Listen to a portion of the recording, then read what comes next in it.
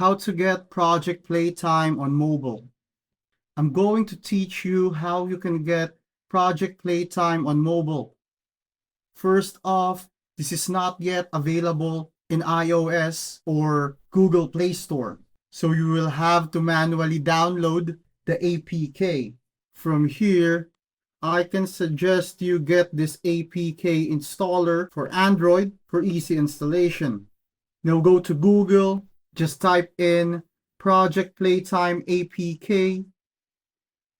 You will see two links. Sometimes the first one doesn't work, and sometimes the second doesn't.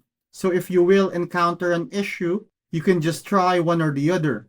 So after you download the APK, you just install it, and as you can see, it automatically showed that I can open it using APK installer. And that's how you get Project Playtime on mobile.